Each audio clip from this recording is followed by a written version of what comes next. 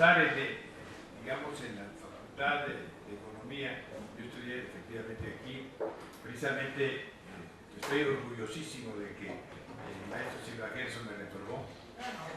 Así que la primera vez así que tuve que volver a estudiar para volver a presentar mi examen.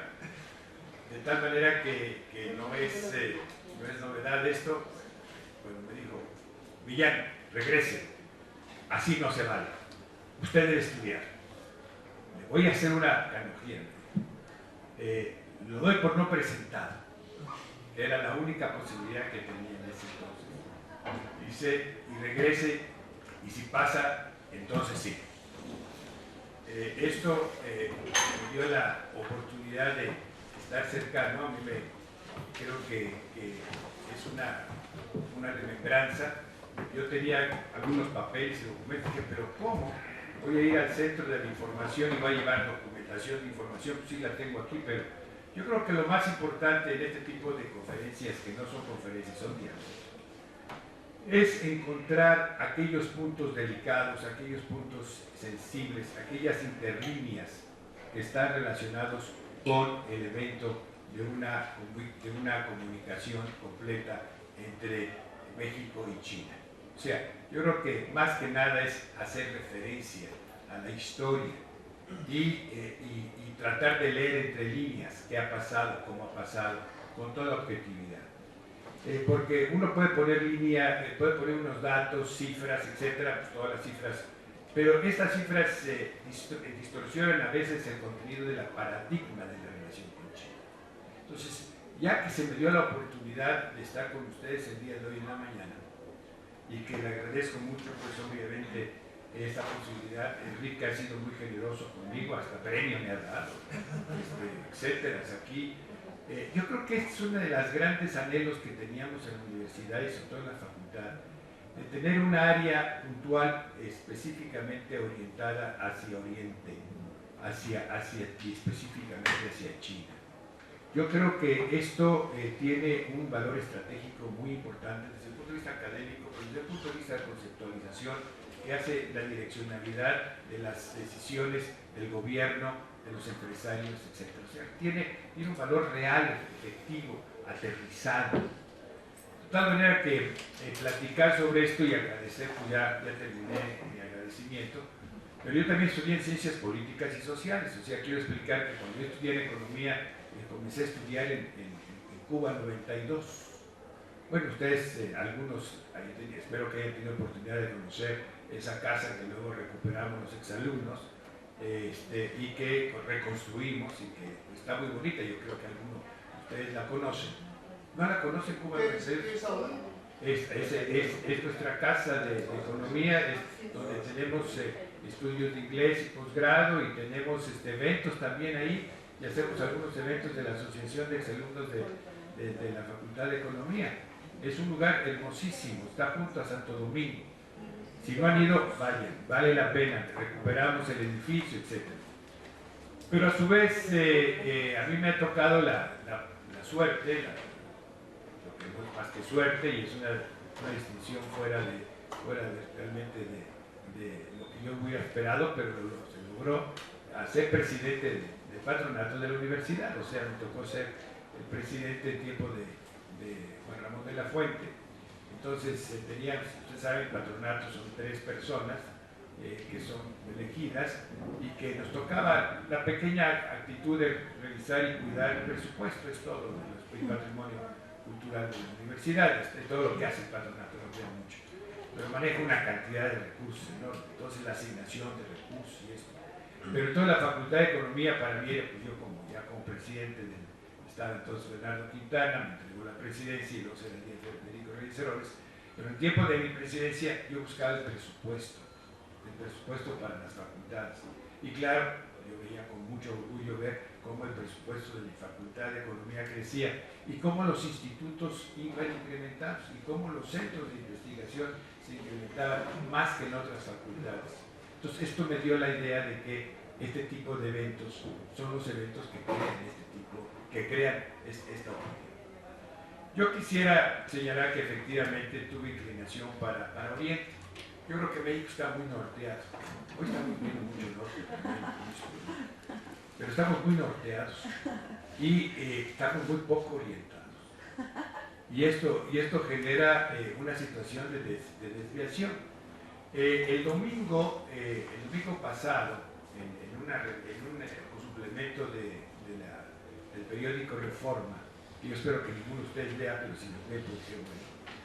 En realidad hay un suplemento que se llama Enfoque, y en este enfoque salió un tema que es nuestras dependencias, qué tan independientes somos. Y me invitaron a poner unas ideas.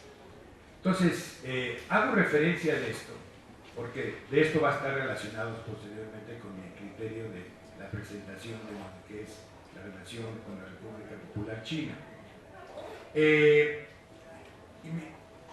yo estaba pensando, ¿por qué dependemos tanto de Estados Unidos? Entonces me pidieron 1500 caracteres para mi opinión. No, espero que ninguno de ustedes lo haya leído, porque si no hubiera criticado mucho. Pero yo quisiera hacerle referencia. Yo dije en ese articulito que salieron varios, o sea, unos escribieron de un tipo que por qué tenemos dependencia tecnológica, por qué tenemos dependencia alimentaria, bla, bla, bla, bla. O sea, pero yo lo que decía al principio era de que no hicimos nuestra tarea histórica como país. Y los americanos crearon una potencia en el siglo XIX, donde crearon toda una infraestructura, ferrocarriles, energía, bancos, y eso los llevó a ser una gran potencia. O sea, sustituyendo a la gran potencia que había sido China. China ya fue la gran potencia del mundo, en términos reales. Entonces, Estados Unidos nace como una potencia en el siglo XIX y nosotros estamos completamente divididos. Perdimos hasta una parte de nuestro territorio. El expansionismo americano quedó de una manera tal de que luego la Primera y Segunda Guerra se construyen como la hegemonía política del mundo, combinado con sus ideologías. Y no había contrapartidas. De la contrapartida fue precisamente la guerra, después de la guerra, toda la parte relacionada con el comunismo, el socialismo, y luego un socialismo muy especial desarrollado en China. Y esto no permitía que México pudiera, con esta relación de frontera, establecer más una posición de cierta actitud, digamos, de independencia ideológica, pero no económica. Entonces, la economía americana es una aspiradora. Todo lo que producimos lo chupa. Y es una realidad. Yo tengo empresas. Yo quiero vender en China. Yo puedo trabajar en China. Vender en China me cuesta como un 32-42% más que venderlo en Estados Unidos. En Estados Unidos yo tengo el producto, ya lo negocié con China, etc. Y los americanos se lo chupan. Es una aspiradora. El costo de transporte, el costo. Entonces, esa situación siempre ha sido una gran dependencia. Entonces, México, pues, no hicimos nuestra tarea de crear un mecanismo de diversificación. Entonces, la dependencia americana en términos de comercio, en términos de inversión, en términos de turismo y en términos tecnológicos es altísima. Todo esto viene porque nosotros hemos querido ser independientes económicamente, aunque muchas veces hemos tenido la idea de que ser independientes ideológicamente, pero no nos ha dado este pueblo. Entonces, entender la relación con China es entender la relación también con Estados Unidos. Si no, no se entiende. La relación de China atraviesa a través de Estados Unidos.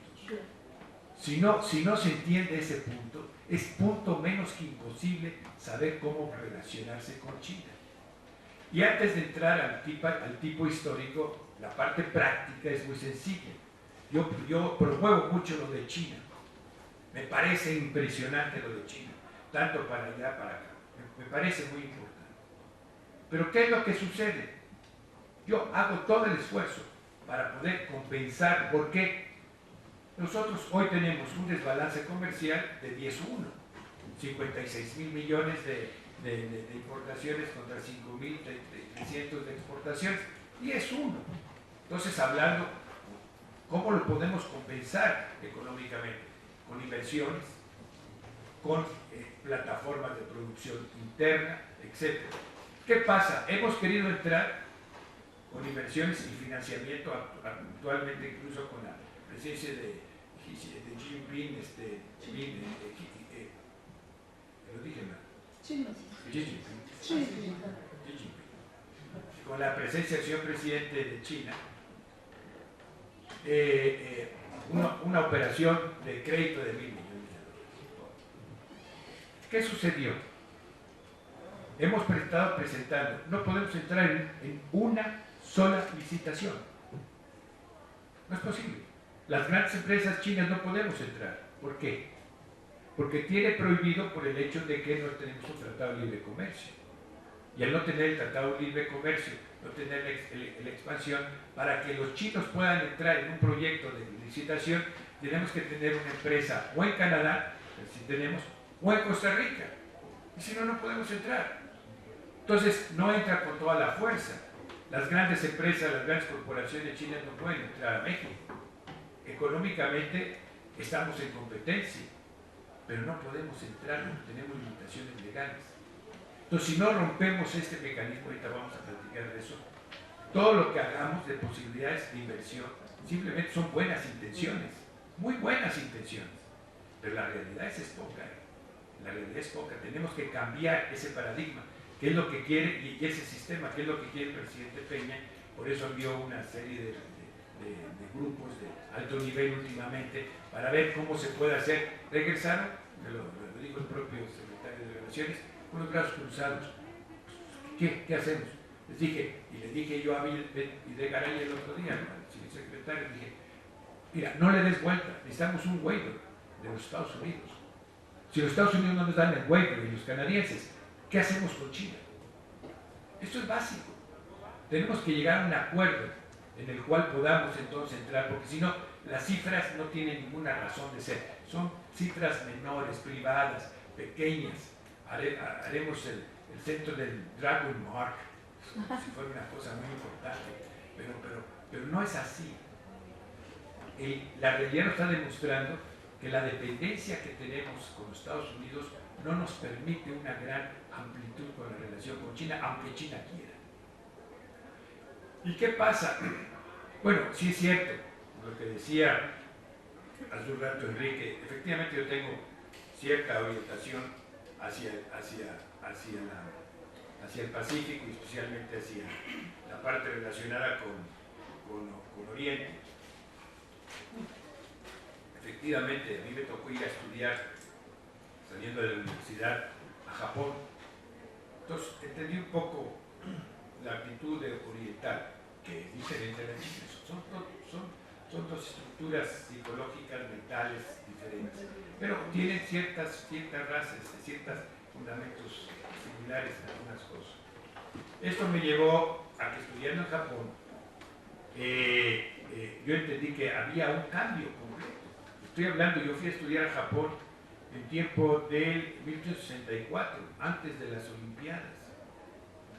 Sí, ya llovió, no se me cayó el pelo, yo ya era pelón. Yo ya era yo tenía ya poco pelo. En 1900, perdón, Díaz Ordaz, 64 Díaz Ordaz. Si me hace más viejo, yo estoy de acuerdo, pero yo ya está, antes estaba yo aquí, porque les decía que cuando empecé a un paréntesis en la universidad y entré en economía, si es política la estudiaba yo en Mascarones. Nunca llegué aquí a la ciudad universitaria, pero pude llegar porque estudiaba economía.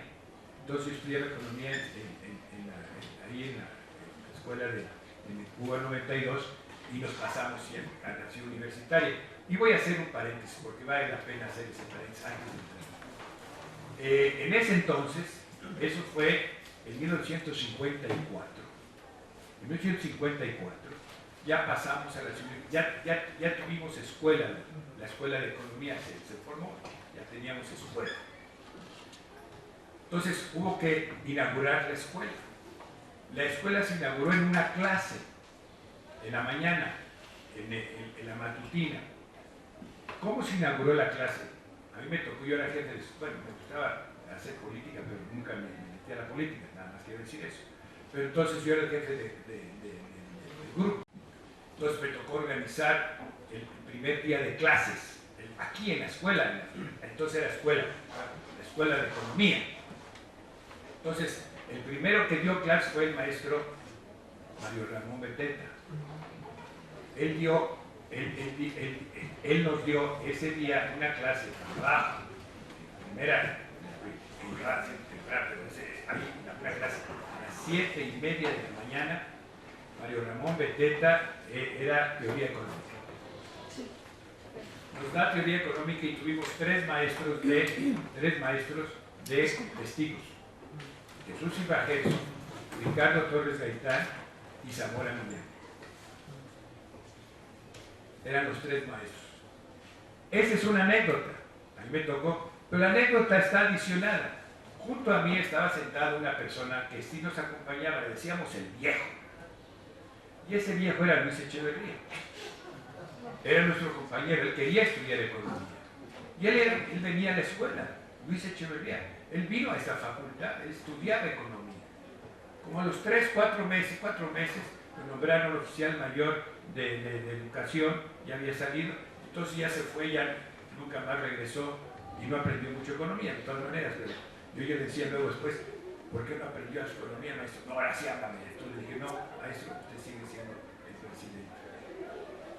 Él, con estas situaciones, que digo, es anécdota, porque a él le toca abrir las relaciones con China.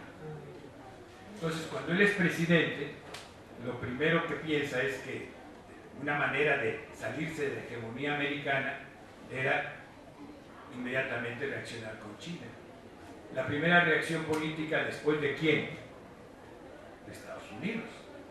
Estados Unidos abre las relaciones políticas con China, y después de que se abren las relaciones políticas con China, el primer país es México. Entonces Luis Echeverría va a la reunión en ese momento. ¿Qué sucede después? Sale Echeverría, nada más hizo una apertura política, porque los empresarios no contábamos, o sea, estábamos así entre que sí, que no, y que éramos amigos y no, etc.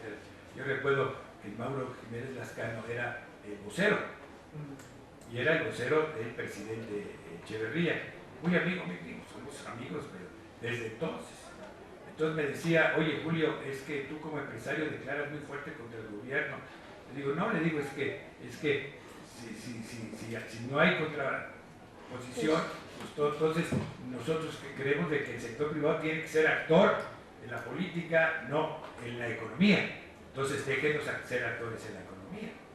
Pero entonces yo venía de la Facultad de Economía, una facultad completamente de izquierda. Entonces como un agente viniendo de la Facultad de Economía y de Ciencias Políticas, pues podía ser empresario, yo era un animal raro. Todos mis compañeros, no quiero decir todos, pero todos mis compañeros, obviamente me decían, bueno, ¿qué haces ahí en ese lugar raro? De los empresarios, ¿qué estás haciendo?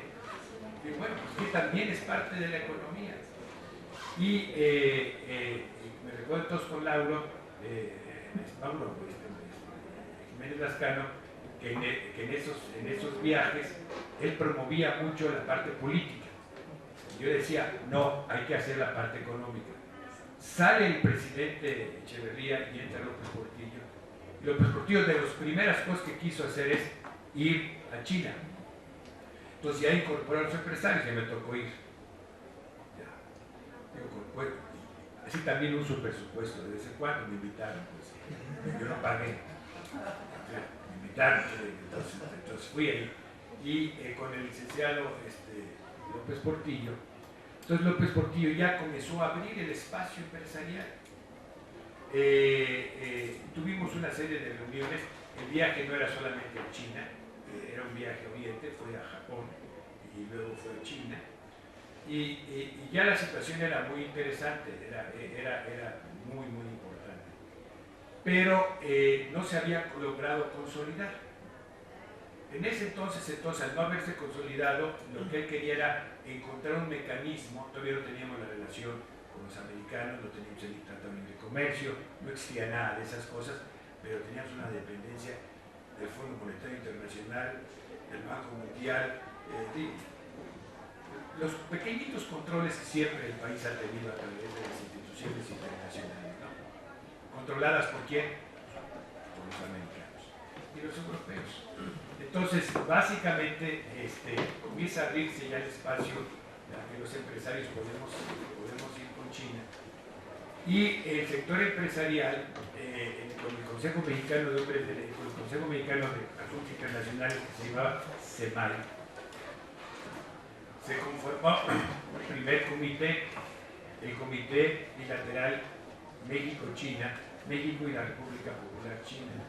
Este comité era un comité importante y nos los propició mucho el presidente López Portillo. López Portillo quería.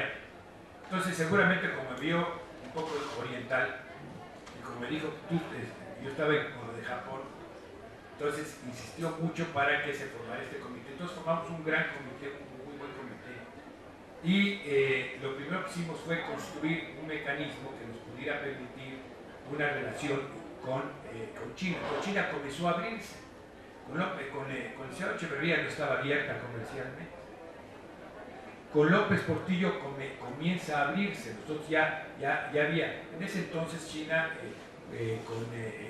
hace el proyecto de las 14 ciudades de apertura, crea un mecanismo que luego echa para atrás porque no había suficiente gente que hablara inglés. Entonces la apertura, pues sí sabía la apertura, pero no había comunicación, entonces llegaban y no había comunicación. Entonces retrotrayeron este asunto. Entonces creó este comité, pero en la apertura había el consejo CCPT, el Consejo Chino, el de Comercio Exterior, o sea, que era como la Oficina de Relaciones Exteriores y era la que hacía los contactos con el mundo, que el CCTP, ahora CCPTI, que es exactamente lo mismo. Cámara Internacional de Comercio. Pero no es la Cámara Internacional. No, pero también tiene nombre y es más digerible. Es más digerible, porque el otro es Council, en inglés era complicadísimo. Council China, Importation, Promotion y Trade. En ese entonces, ellos estaban abiertos, ya querían, y dijeron, ¿qué país? México. Entonces teníamos el comité México, entonces nos invitan a una visita oficial. Nos invitan. Y los primeros empresarios que llegamos con el consejo fuimos nosotros. Yo entonces el presidente, ahí tengo todo el grupo empresarial, iba Concamín, iba el consejo, iba todo el mundo, el de comercio, etc. Para no hacer un cuento muy largo, llegamos 45, de los cuales íbamos, por supuesto, los mexicanos viajamos con las esposas, que no se diga mal, perdón, no se veía mal, ahora quién sabe, pero en ese entonces íbamos 45, de los cuales éramos como 36 o 30 y tantos de la comisión, y los demás eran señoras.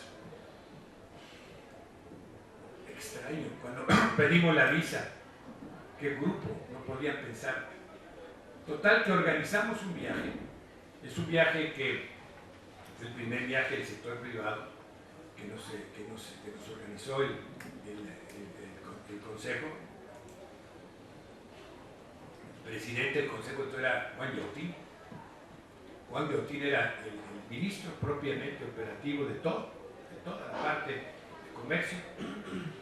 Entramos, el grupo nuestro entró por vía Hong Kong en el río Perla, muy bonito, en una gran escala. Llegamos a Guangzhou, pasamos por los nuevos territorios, imagínense, éramos 45. Íbamos a la feria primero, a la feria de Cantón. Y claro, atravesamos 5 siglos juntos, porque entrando por ahí vamos viendo los 5 siglos traslapados en ese entonces. Ese viaje fue en 1980.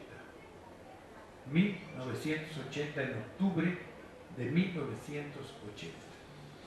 Entonces llegamos a Guangzhou, o sea, a Cantón, estuvimos en la feria industrial. Entonces el sistema era totalmente, obviamente, derivado del socialismo comunismo.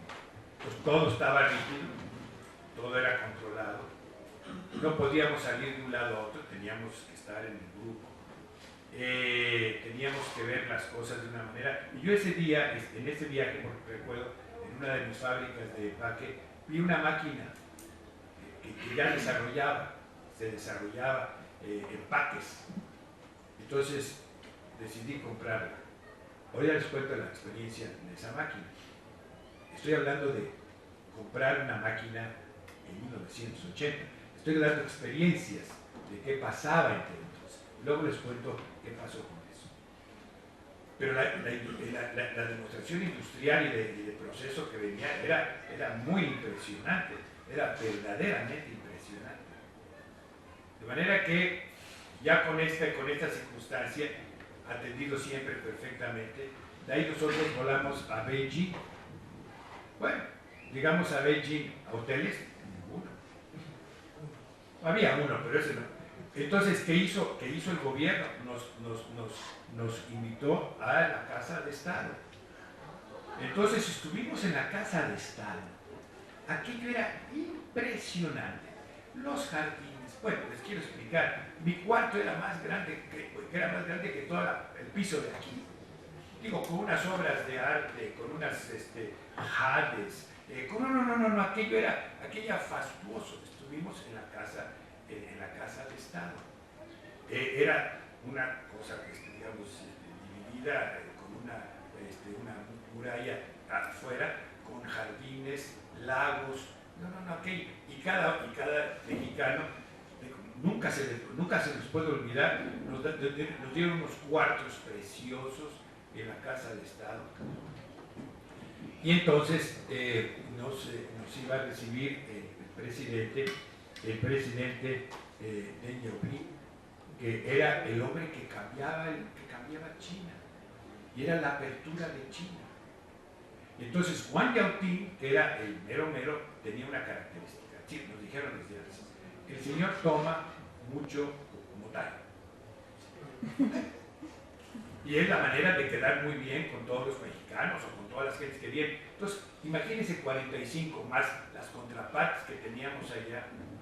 Imagínense ustedes las cenas que teníamos con las ofertas que nos sacaban incluso en la Casa de Estado y luego nos sacaban a todos lugares. Por supuesto, en ese entonces fue la primera vez que conocí la muralla china y todas las tumbas de los emperadores. Bueno, una cosa así espectacular. Pero ya nos decían que él era muy amigo y que la única manera de demostrar amistad era tomando motay. ¿Y qué tal que después de las comidas nosotros usamos tequila? Que él no sabía. Entonces tomábamos tal cantidad de tequila y tal cantidad de motay, que la realidad es de que él sí salía bastante bien servido. Nosotros quedábamos muy bien. Entonces se quedó de que éramos muy amigos. Los empresarios éramos muy amigos. Entonces, en ese entonces, con el CCPT, firmamos el primer convenio del sector privado. Entonces, este es el convenio. Les traje una copia. Este convenio del sector privado también está en español, Sí, también está en español. Y yo estoy muy orgulloso. Es el primer convenio de las conversaciones con ellos y ahí está mi firma. Si quieren, se los paso para que. Entonces, este es un documento pues, histórico, porque no se había dado. Si quieren pasarlo para que vean. Luego, si quieres, le puedes sacar porque digo, él sí lo puede leer en chino, así que no tiene ningún problema. Ese es el primer convenio del sector privado mexicano con la República Popular China.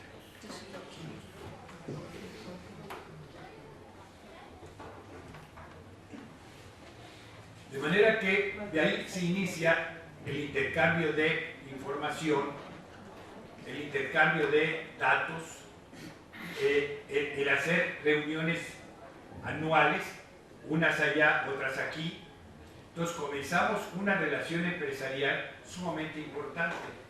Pero esta relación empresarial que se vino y que se desarrolló, luego se concretó con una visita precisamente del presidente Miguel de la Madrid. Con Miguel de la Madrid ya estábamos más estructurados. Entonces ya había una situación. Y la realidad es de que nosotros entonces, nuestro negocio era muy corto. Vendíamos comprábamos cera, vendíamos algunos minerales menores, o sea, la relación era muy corta. Un absurdo, una república como es la República Popular China. Pero la República Popular China venía cambiando después de la apertura. Esto lo hacemos en el 80. Y yo regreso, o sea, a mí me ha tocado ir unas 9 veces a China, no muchas, así que pero nada más. Pero la siguiente vez me tocó ir por invitación del presidente Deng Xiaoping. Entonces, ¿por qué la impresión que tuve con Deng Xiaoping? Porque para mí, y lo comento aquí, yo creo que fueron los 47 minutos más importantes de los que yo he tenido en mi vida. Más importantes. Porque me dio la lección de la vida. Yo nunca había tenido una lección con un alto funcionario así en mi vida. Entonces, voy como presidente, íbamos también con Héctor Hernández, por cierto, que era el secretario de Economía. Vamos en este grupo, éramos 6, que precisamente con el propio presidente, el que creó la apertura. Y claro, bueno, estoy hablando, esta primera reunión después de la apertura que tuvimos fue en 1983. Todos nos dijeron que podíamos preguntar cualquier cosa. Yo te he aventado, loco, pues estaba yo mucho más joven en ese entonces, de la primera vez de los 80, ya tenía 3 años más, pero seguía estando joven y ahora ya estoy muy viejo y ya no es lo mismo. Ya no me atrevería a hacerlo, pero en ese entonces, sí. Entonces, estando con él, nos dice él, nos equivocamos en la apertura de 14 ciudades, porque no hablaban inglés, porque no estábamos preparados y hemos tenido que rehacer las políticas, porque las políticas nuestras son para cumplirse. La primera política quinquenal que tenía en 1980 era producir 400 millones de toneladas de cereales. Era un objetivo. Cuando nosotros llegamos en 1983, él dijo, tenían esos 400, sabíamos eso. Ya lo logramos. Ya logramos nuestro objetivo. Cuando yo estuve la primera vez en 1980, que fuimos a las comunas y eso, la gran emoción que yo recibí como mexicano, cuando estuve en 1980, ir a las comunas, a los centros, nos llevaron, porque México había ayudado a alimentar a China. Había ayudado a alimentar a China.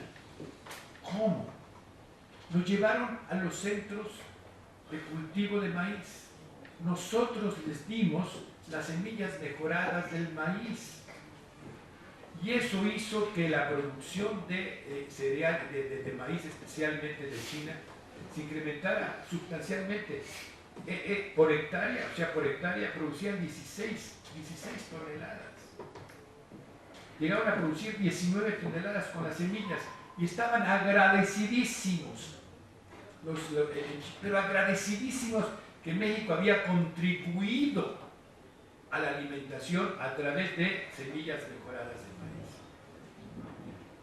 Les digo esto que era en 80, y entonces cuando llega, a mí me tocó estar en 83 con Deng Xiaoping, dice, nos gusta cumplir nuestros objetivos. Teníamos 400 millones y hoy tenemos, 400 millones y hoy lo logramos.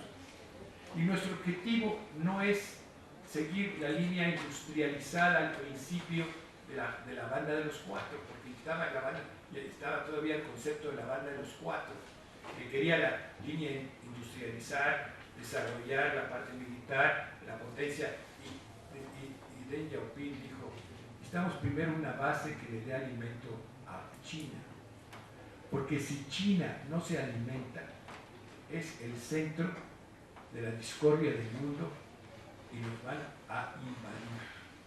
Si China requiere de alimentarse de externos, nosotros dependeremos de externos y perdemos nuestra posición de como país. Nunca se me olvida. La seguridad alimentaria era uno de los objetivos antes de entrar al proceso de desarrollo tecnológico industrial, la seguridad alimentaria. Entonces a mí me pareció que había que preguntarle algo y le digo, oye, en ese entonces estaba la lucha entre Rusia y la República Popular China. Digo, oiga, ¿y qué se siente vivir junto a un oso? El traductor, para traducirles, estaban los traductores aquí, estaba yo aquí sentado, entonces de traducción, ¿qué siente? Entonces dice, la traducción que me hace dice, le pregunta a usted mejor qué se siente vivir junto a un elefante.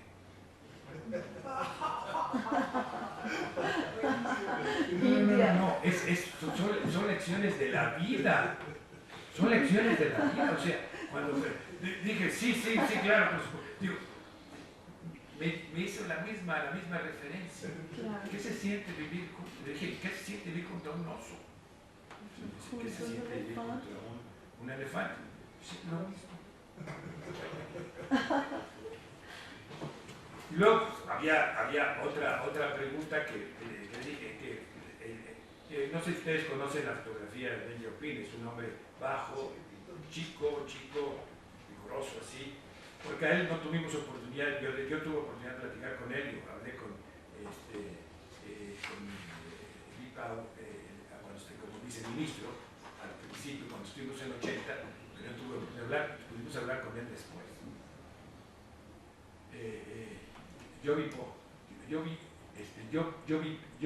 Yo vi Pi, que era el cuando nosotros vivimos en 80. No sé por qué no traje fotos, porque hubiera sido interesante. Ahí digo, hubiéramos podido, ¿saben qué? De veras, el otro les digo, pasarles toda la historia iconográfica, fotos y cosas, quiénes eran, quiénes íbamos, hubiera sido muy interesante.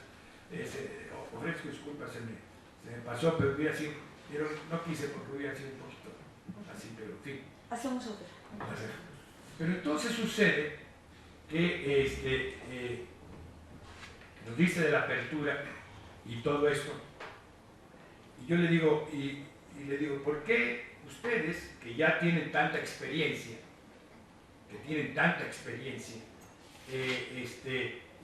por qué están ustedes yendo a un proceso de modernización? ¿Cómo están usando su experiencia? Pero lo que sucedió, luego lo entendí, luego me lo explicaron otra gente, de que el traductor le tradujo a él, que yo le preguntaba por qué los viejos están haciendo la modernización. Eso nunca lo supe. O sea, yo lo supe después que la traducción había sido diferente. Yo lo que estaba preguntando era eso. Pero la respuesta de él fue la que me quedó totalmente grabada. Él entendió, a él le tradujeron eso, o yo entendí. Y entonces me dice, porque si los viejos no construyen los puentes, los jóvenes no transitan, no pueden pasar sobre la corriente que los lleva. Chino. Yo le estaba preguntando si iban a tomar la experiencia de todos. Digo, qué bruto yo, pero de todas maneras estaba yo preguntando la experiencia, etcétera, de lo que pensaba y por qué estaba viendo de esa manera la situación. Un país absolutamente cerrado en ese momento, tan cerrado era de que todo lo que yo veía ya en 80 y digo, antes por supuesto con López Portillo, pero cuando yo fui era toda la gente vestida de Mao, puras bicicletas, éramos 4 carros que nada más caminábamos en la calle, o sea, era un país cerrado. Entonces por eso le preguntaba. La contestación me dice, porque si los viejos no construimos los puentes, los jóvenes no pueden pasar y salvar el río. Salvar la corriente. Esto construye un concepto de cambio. Entonces, como las luchas de la estructura de China se fue creando un mecanismo en el cual el Partido Comunista es el partido que maneja, obviamente, todo el proceso y combina con una apertura que realmente ha venido enfocándose en diferentes tonalidades, nunca perdiendo el control político. Claro, con los riesgos que eso representa, el control político se pierde y se pierde. O sea, y el periodo es de largo plazo. Sus objetivos de 15 años que tenían, objetivos, digamos, de la producción de alimentos y el tema del agua que tenían que resolverlo, pero comenzaron a ampliar su proyecto, lo que es la frontera de decisiones. Entonces comenzaron, y cada vez que logran algo, es una política y es una actitud los chinos del logro. Logran algo y van adelante. O sea, van logrando. Y eso les retroalimenta la capacidad de hacer otro proyecto. Y así va. Es un proceso dinámico de planeación estratégica. Pero la van haciendo de una manera rutinaria y van abriendo más la frontera de tiempo. La van abriendo. Siempre tiene una frontera de muy largo plazo, el gran imperio. Eso sí, digo, eso sin lugar. Pero lo van ajustando. Entonces, el tiempo lo usan a su favor, no lo usan en contra. Y van ajustando las cosas que se requieren. Es un gobierno y es un mecanismo de gobierno que ajusta. Se equivoca y ajusta. Desde un principio, y quise poner el ejemplo de las 14 ciudades, porque parecía que todo venía a ampliarse y retrotrayeron la decisión y nada más dijeron 4, porque eran las únicas que podían administrar. Hay decisiones que se toman que si no se puede lograr, hay que regresar hacia atrás, hay que volver hacia atrás. Entonces, los paradigmas que maneja la economía china son paradigmas sumamente difíciles de igualar o de manejar si no tiene uno la conceptualización oriental, si no tiene esa conceptualización y esa disciplina férrea, no se puede lograr. El chino que se sale del concepto de direccionalidad, llega un momento en el cual se pierde un poco. Dice, bueno, ¿dónde estoy? Siempre tiene que tener esa línea conductual. Si tiene esa línea conductual, no importa lo que haga. Puede actuar en actividades de cualquier tipo, pero tiene que tener una línea conductual. Esa es la clave. Y eso nosotros no lo entendemos bien. ¿Por qué? Porque somos un país muy joven en muchos casos.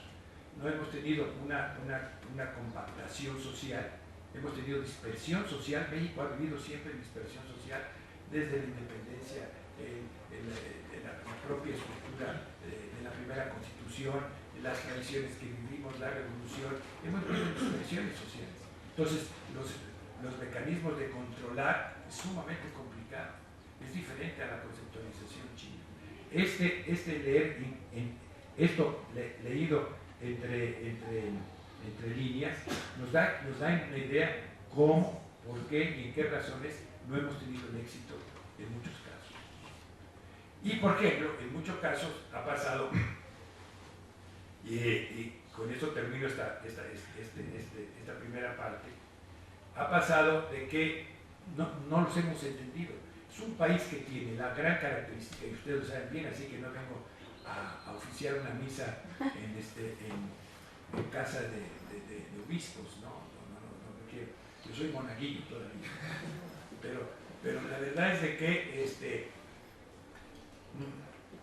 no entendemos bien estas mentalidades y estas formas que debemos de manejar la relación. La relación con China, con la República Popular China, nada tiene que ver con Japón. Japón tiene otra dimensión, otra estructura, otro mecanismo, otro antecedente, otra participación en la guerra, otras cosas. Es otra cosa.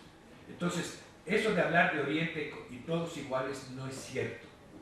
Y la hegemonía china hoy, exactamente con la exportación que tiene de personas que viven y controlan China, los de origen chino controlan Singapur, de origen chino se controla buena parte de Malasia, de buena China se controla buena parte obviamente toda la operación de uso comercial de Filipinas es la que menos tiene, pero toda la demás, Vietnam, que hay un buen número de chinos. O sea, China tiene una hegemonía y hay que saberlo manejar.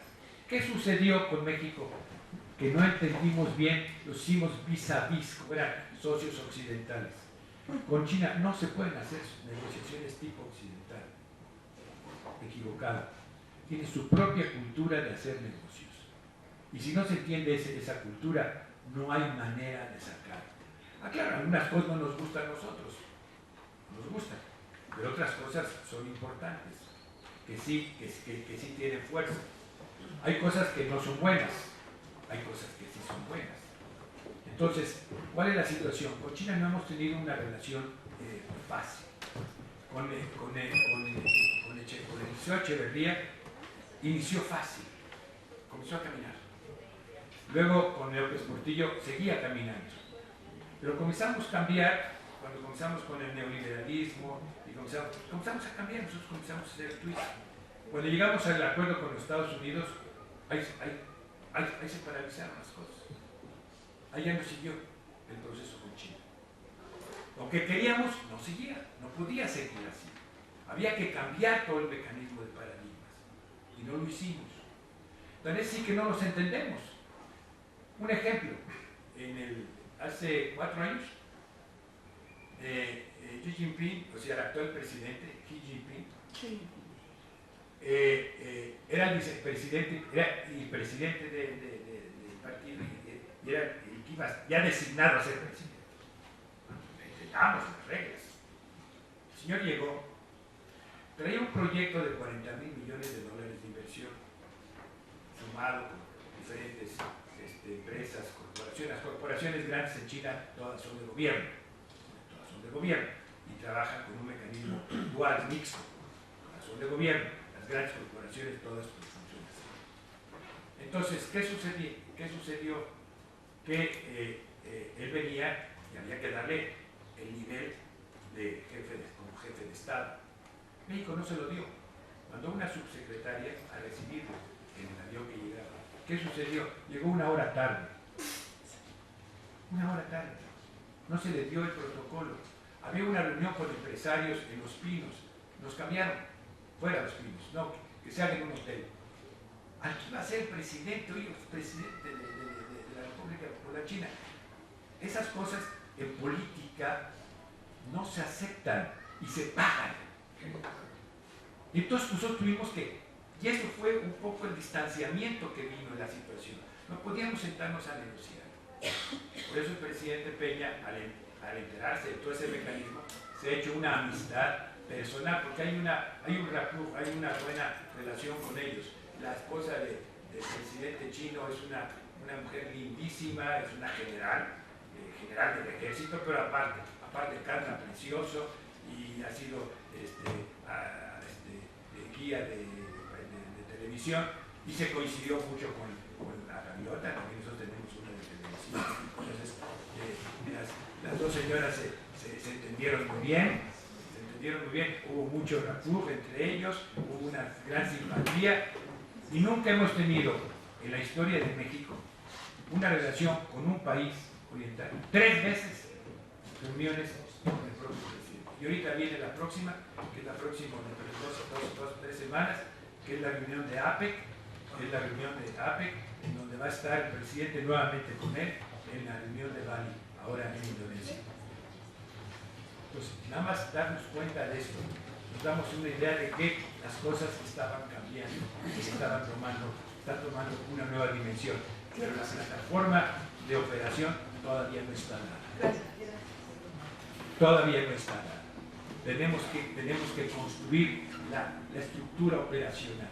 Podemos hablar de muchas cosas, pero si seguimos así, no tenemos futuro, sino vamos a tener una distorsión muy alta.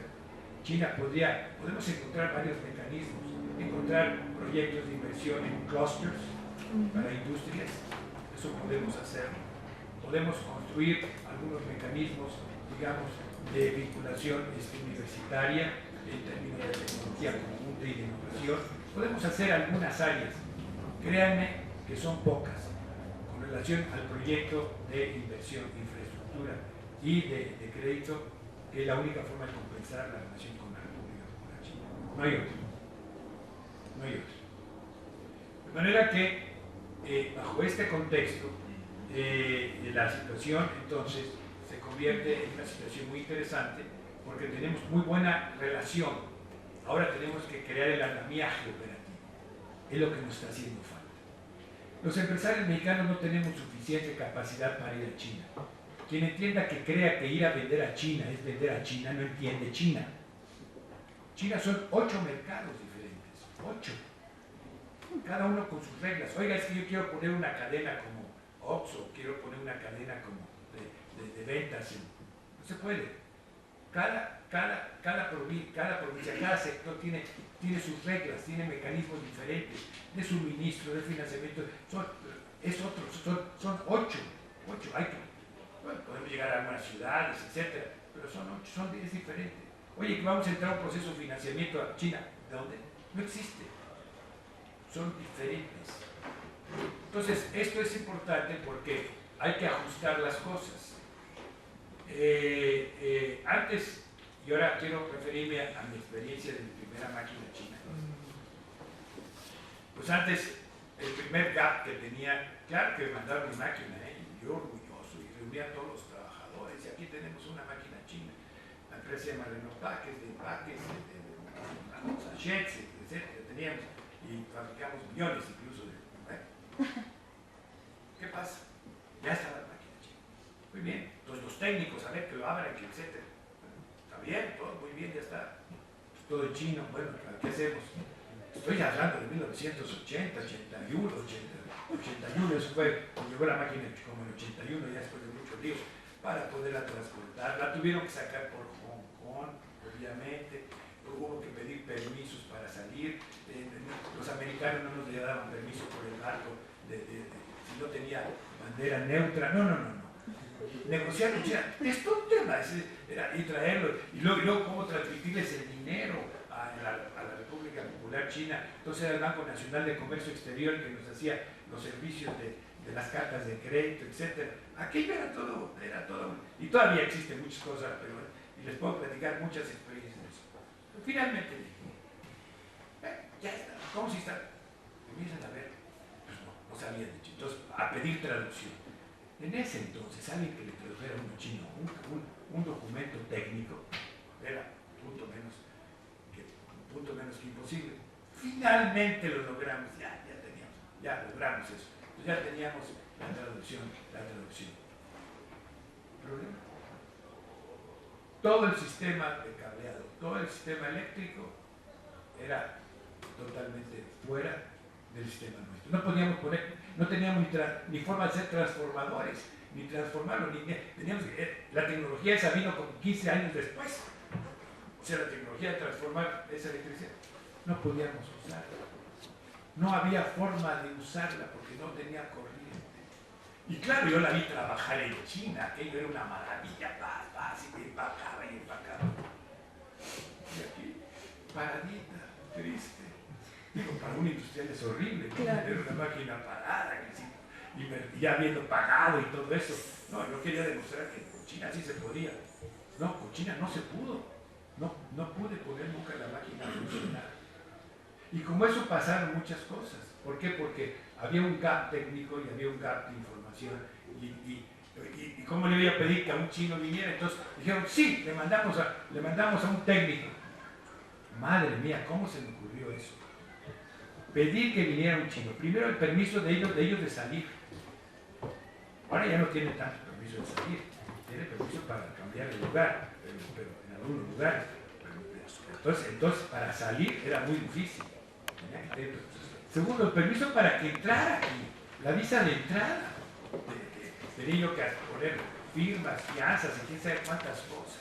Entonces, para que viniera un técnico chino.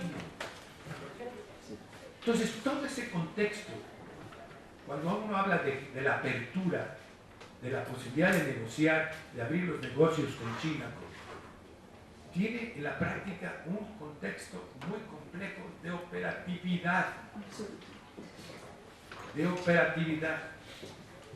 De tal manera que cuando me pidió Enrique que yo platicara esto, entonces me imaginé platicarles, pues no la parte académica ni la parte, digamos, matemática, estadística, ni que existe un memorándum de entendimiento del sector energético, y todo, pues eso ya lo saben ustedes. Pero yo creo que lo que no saben es cómo operar las relaciones con China. Es lo que no se los... porque es difícil explicarlo, porque para hacerlo hay que haberlo que vivido. Y esas operaciones son las difíciles. Entonces, desde el punto de vista macro, yo he logrado más operaciones con China a través de Estados Unidos que directamente. Entonces, esto es para mí, como empresario, un mensaje real. Yo necesito que el gobierno mexicano obtenga un waiver con de los americanos y de los canadienses en el Tratado de Libre Comercio para que yo pueda entrar en cualquier negociación y pueda entrar ellos en cualquier licitación, porque ellos tienen los recursos y la tecnología suficiente para crear cualquier cosa que se nos ocurra, las nuevas hidroeléctricas, para poner un ejemplo. Por ejemplo, ahorita viene lo del aeropuerto. China es clave para que pudiéramos entrar en un aeropuerto. Clave. ¿Cómo? ¿Tenemos el límite? ¿Estamos casados? Es como si estuviéramos, digamos, etiquetados solo hasta a ciertos países, como Europa y Estados Unidos. Para que ellos entraran con el financiamiento, con todo el proceso, necesitamos un waiver. Bueno, ya encontraremos algún mecanismo, pero realmente es muy complicado. Se duplica en muchas cosas los costos en algunas áreas, digamos, de tramitología. Entonces, mensaje es la primera parte. Mi primer mensaje es: hay grandes oportunidades con China, pero requiere mucha imaginación desde el punto de vista empresarial para aterrizar. Muchísima imaginación. Requiere un esfuerzo muy serio del gobierno. O sea, si tenemos un agregado comercial que poco y corto ya, necesitamos tener por lo menos 10. No entendemos.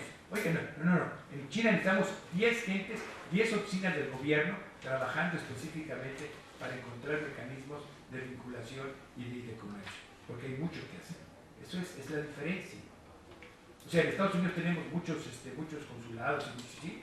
¿Cuántos tenemos? 50. ¿Cuántos tenemos? 50. ¿Cuántos tenemos en China? 4. 4 con Hong Kong. 5 con Taiwán. Bueno, ya. Esa es otra historia. Es la otra parte que les quiero comentar. Esa es otra historia. Pero básicamente yo les diría a ustedes, con esto, bueno, les podría comentar la otra parte porque hay una experiencia que me gustaría un día compartir con ustedes, eso por eso otra vez, que es, que es lo de toda la relación con APEC. A mí me tocó formar APEC, me tocó ser miembro de ABAC. ¿Saben qué es ABAC, verdad? Y si no saben, se los voy a decir. Para que ABAC es APEC, Business Advisory Council. Es el Consejo Asesor Empresarial y somos 3 los miembros de ABAC de cada país. Es el único nombramiento privado que da el presidente de la República o el jefe, mejor dicho, el jefe de la economía. Tiene que ser por jefe de la economía. Entonces, yo fui 7 años ahí y ahora, afortunadamente, nombraron a mi hijo, que mi hijo está muy entusiasmado, Mauricio, y es el que lleva, es el que vaya ahorita a Indonesia, él lleva toda la cosa de ABAC. Son 3. Hoy ya no estoy yo, ya terminé. Pero les podría yo contar un poco de lo de ABAC. Toda una experiencia, porque eso es un cambio, cómo se maneja la posición de China y de Estados Unidos y Japón. Pero volviendo al tema, tenemos 5 consulados. No tenemos representación en China. Necesitamos un cambio cualitativo, mental aquí, que podamos nosotros desarrollarlo diferente. Y eso es una cosa fundamental. Entonces, yo creo que estamos frente a yo no pienso que estamos, digamos, a una posición negativa. Estamos todo por hacer. Es un momento, es una ventana de oportunidad el hecho que el presidente Peña Nieto y hoy tengan esta voluntad. Y la tienen por el lado correcto, no por el lado de la lucha ideológica, porque por el lado de la lucha ideológica no llegaríamos a nada, ni con Estados Unidos, ni con China, ni con Europa, no llegaríamos. O sea, hay que crear una plataforma ideológica, sí, pero hay que crear el mecanismo operativo, que es lo que hay que crear. Y si creamos el mecanismo operativo, entonces sí nos funciona. Es un poco el concepto. Claro que de China tendría yo muchas anécdotas, más que experiencias anecdotarias. Y un día podríamos platicar sobre APEC y sobre lo que es APEC, porque APEC está interaccionado con un tema que va a ser clave para la relación con China, que es el TPP. Claro. Esa es la clave. Si no entendemos eso, no le daríamos la fuerza. Entonces yo con esto termino el día de hoy esta breve explicación. Espero no haberlos aburrido, pero esperaría que me quedé con todas las cifras, pero tampoco les traje fotos para asustarlos. Muchísimas gracias.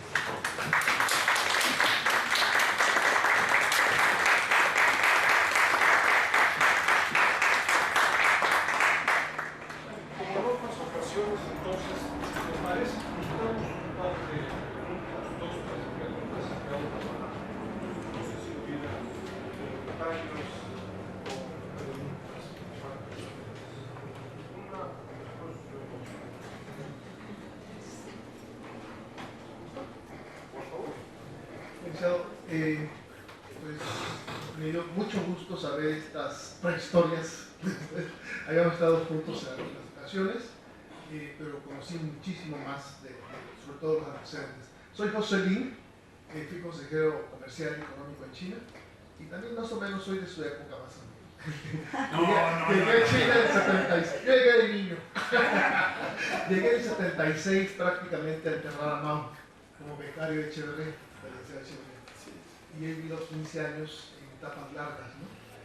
Nada más quisiera comentarle que esa recepción que les dieron en la Casa de Estado, cuando había solamente un hotel en China, el Hotel Pekín, fue una enorme actitud de deferencia de parte de China hacia ustedes como mercaderes, no como funcionarios. En China estaban bien diferenciadas las clases, ¿no? Los oficiales, los intelectuales, los mercaderes. Equivaldría al haber sido recibidos en la Casa Blanca, como era recibida la esposa de Chiang Kai-shek cuando iba a, a Estados Unidos a recibir, a colectar los retornativos y demás, ¿no? Entonces fue una enorme diferencia de parte del gobierno chino desde entonces a la importancia que empezaban a tener el empresariado chino, la industria privada, ¿no? El sector privado.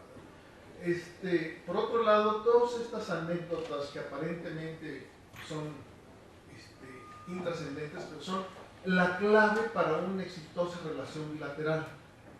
Y creo que ahorita hace falta un poquito de esos enfoques, ¿no?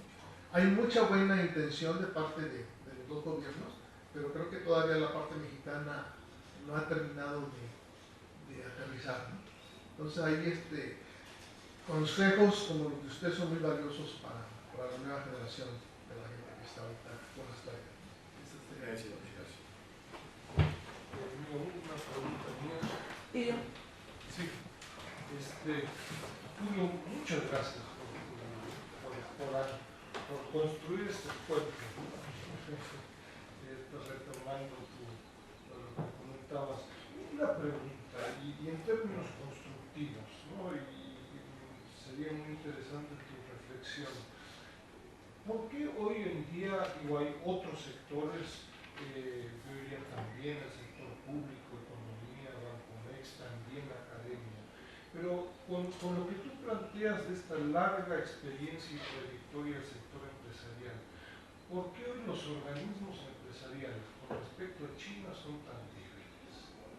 Yo te diría, y puede ser que no coincidas, está bien, pero yo te diría, sabiendo lo que tú nos estás indicando, y acá nosotros hemos tenido a muchas personas del sector empresarial reconociendo labores, etcétera, pero si uno ve lo que hace el COMSE, si uno ve lo que hace la CONCAMIN, si uno ve lo que hace la Cámara México-China, Empresarios Chinos de México, pareciera que hay una enorme brecha entre lo que tú nos indicas desde los 80, China, segundo socio comercial de México desde el 2003, y una institucionalidad empresarial muy débil, débil en la propuesta, en el financiamiento, en el análisis.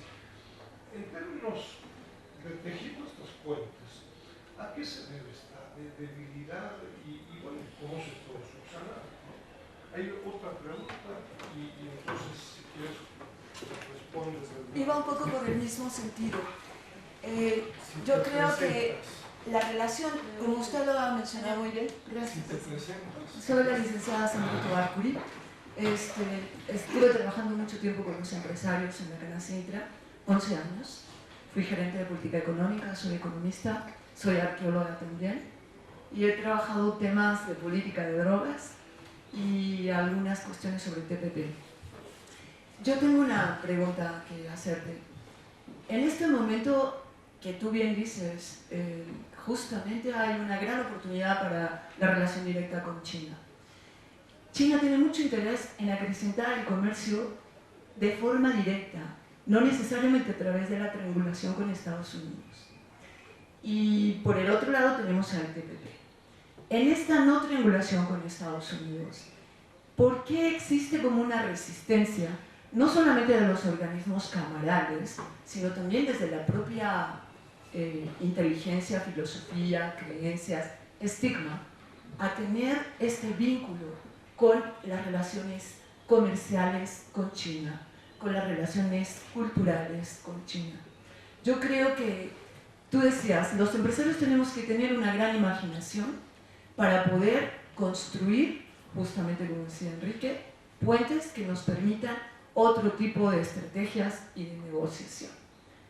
¿Cuál es, en tu opinión y en tu experiencia con todo este trabajo que se está realizando desde la perspectiva de los empresarios, consideras que podrían ser esos puentes? Sé por ahí, yo estuve en Hong Kong y estuve en Tailandia, y sé por ahí que ya existen muchas personas, organizaciones de la sociedad civil, ONGs y otro tipo de cámaras que no están tan aliadas, digamos, con las estructuras institucionales, que están trabajando mucho, haciendo comercio por su propia parte, particularmente con China. Por ejemplo, en materia de bambú, en materia de reciclables, en materia de medio ambiente, en industria aeronáutica. Entonces yo quisiera saber hasta dónde son las instituciones las que no quieren que este proceso se abra y hasta dónde es la posibilidad de que China sí tenga una negociación directa. Muchas gracias, fue maravilloso escuchar. Son muy buenas.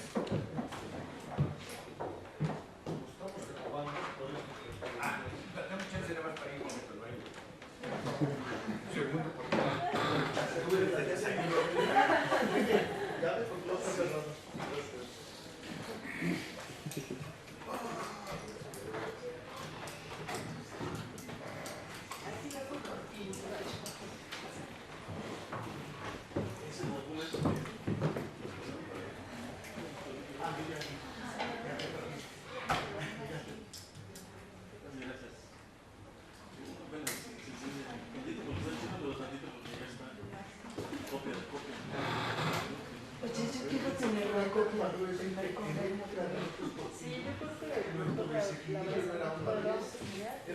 Pues yo prefiero, porque en cuanto a los canales, ya ves, yo me pierdo a veces buscando las páginas y entre la información de la red de América Latina, China y el Caribe y otras cosas que yo manejo, a veces me tardo horas en buscar embajadas.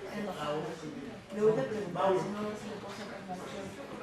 Ellos son de aquí, no, de Sechimex. Tuvimos justo en una antes de en cuanto a mí, la copia está.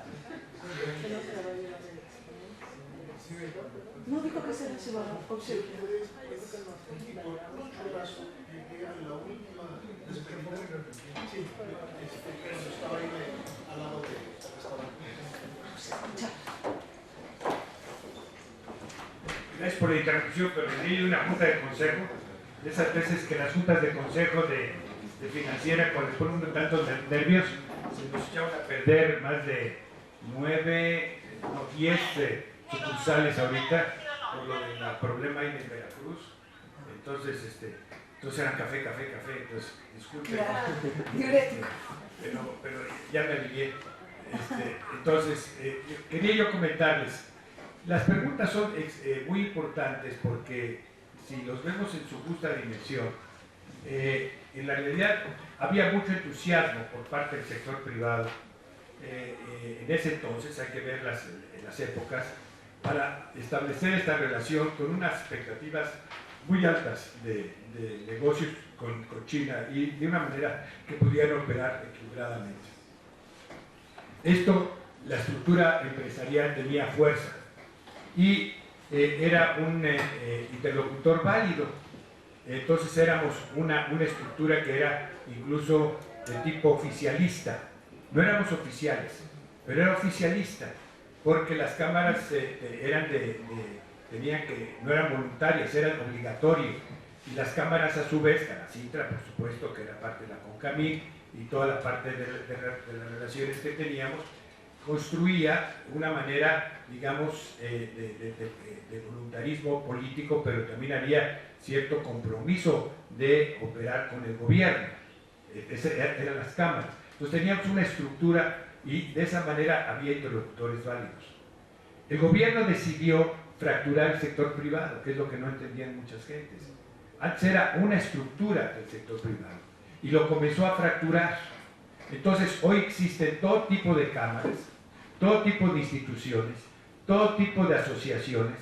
Si ustedes ven, digamos, de un solo sector, puedo poner el ejemplo, acereros, está una cámara, una asociación, un instituto, está totalmente fracturado. Entonces el sector privado, por principio de nuestro país, está fracturado. No existe una estructura, digamos, que lo consolide. Han querido hacerlo, eso no existe ya, no existe y no va a existir más. Entonces la fortaleza que nosotros teníamos para dirigir, coordinar, establecer, es totalmente diferente. Yo recuerdo en el 70, fíjense en 70, que estoy hablando de 72, cuando ya digo estas cosas, en 1972, yo como representante empresarial, estaba yo chamacón, porque también entonces el presidente Echeverría, en ese entonces, en el sector privado, y el sector de los trabajadores, se formó un instituto que ustedes conocen, que es el Infonavit. Entonces nombraron a Chucho Silva como representante del gobierno. Entonces el sector privado dijeron, pues un economista para que le haga ahí nivel de equilibrio, ¿no? Entonces me nombraron a mí como director sectorial empresarial del Infonavit en ese entonces. Y en ese entonces estaba Sánchez Madariaga de los trabajadores, era tripartito. En ese entonces el sector privado estaba totalmente unido. Había una asociación mexicana de banqueros, pero de verdad eran mexicanos. Había una estructura industrial realmente, de toda la parte, todo era totalmente mexicano. La industria automotriz, la única que tenía cierta inversión de fuera, pero con inversionistas mexicanos, con Azcárraga, por ejemplo. Pero estaba toda la parte acerera, que estaba con los Prieto, y estaba toda la parte de Silsa. Era mexicano todo eso. Digo, tienen que entender esa situación. Entonces, y era un sector privado, entonces nosotros manejamos el sector privado en ese entonces, y entonces comenzamos a crear las estructuras del sector privado en todo el país, con capacidad de respuesta. Pues de ahí donde yo luego me tocó en 1980 ir a China bajo este esquema. Pero en este proceso, pues era la lucha, tan la lucha era que el propio licenciado Echeverría nos presionaba mucho, y entonces tuvimos que formar el Consejo Coordinador Empresarial. El diseño del consejo me tocó a mí, entonces me tocó que había que formar el consejo, porque había que enfrentarse al gobierno, porque la Concamín era una cosa, la Concanaco era otra cosa, los banqueros eran otra cosa, los aseguradores, y Coparmex, que estaba ahí, que era el patronal, que luego se convirtió parte del PAN y luego se convirtió en una estructura política del propio sistema del PAN. Y en ese entonces estaba Maquio, que era el presidente El PAN. del PAN, digo, no, presidente de la Coparmex. Entonces a mí, con Alfonso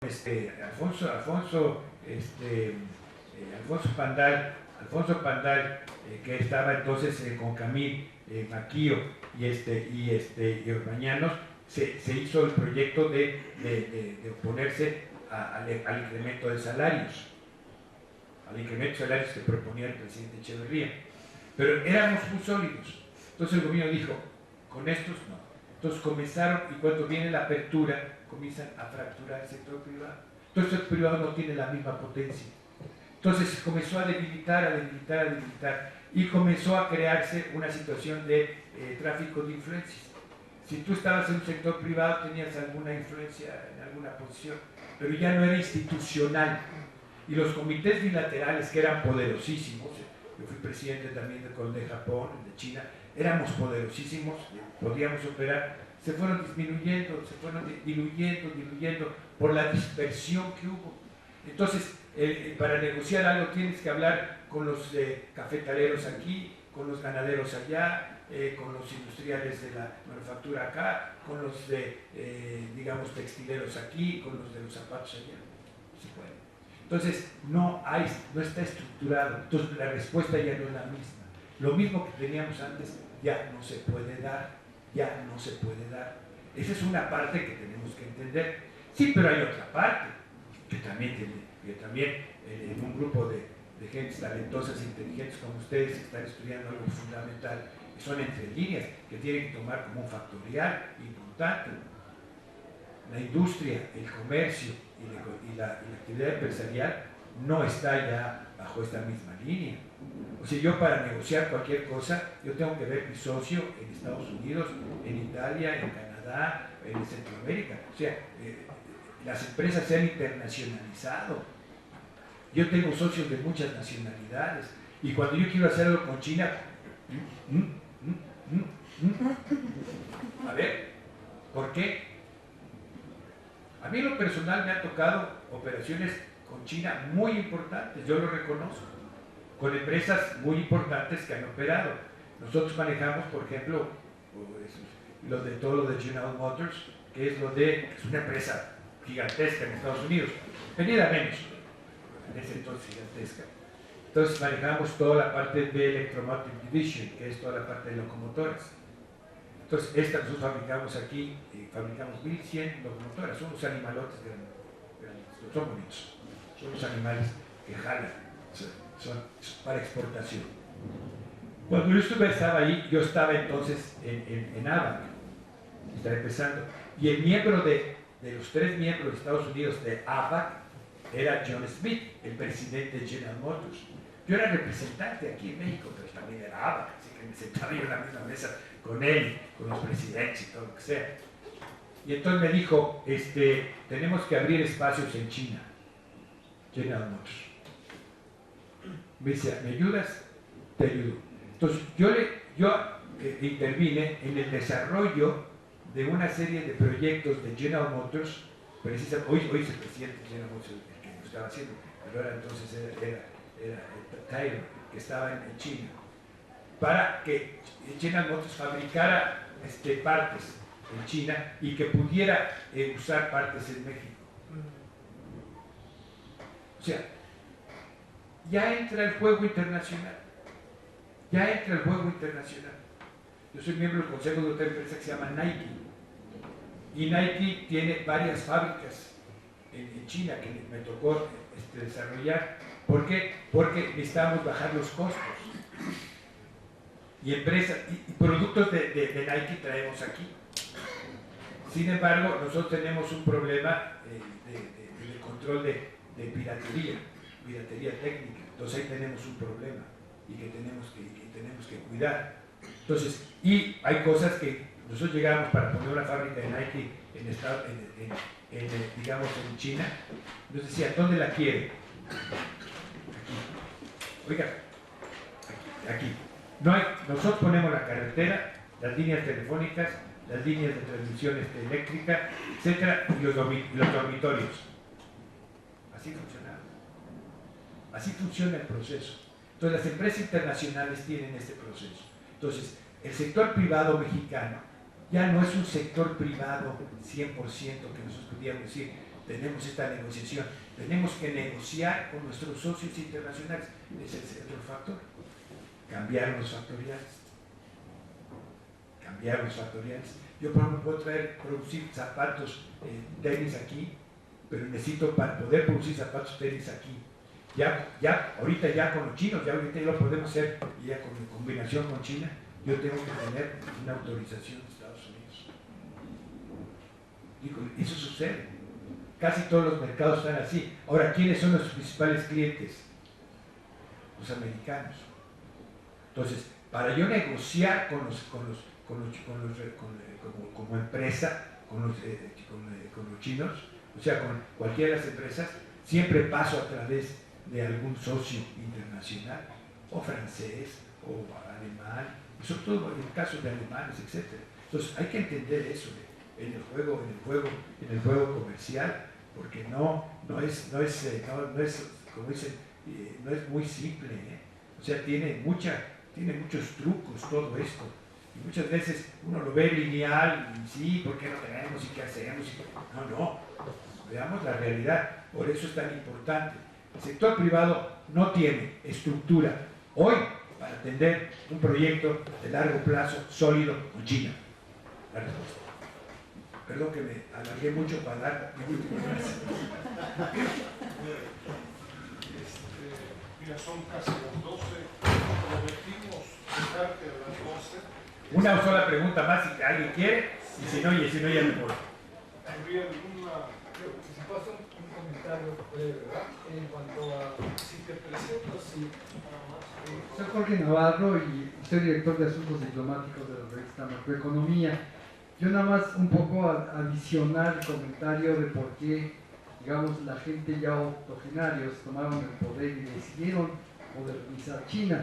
Creo que es un poco de recuerdo también de Sun Yat-sen, que fue algo así como el promotor realmente de la idea de la modernización, y había una corriente muy fuerte.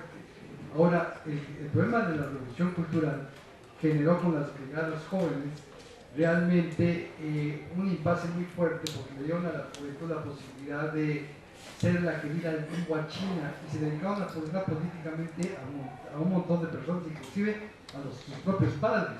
Yo diría que es cierto, lograron formar ese gran puente que hoy día no se lleva a los jóvenes, digamos, por la corriente.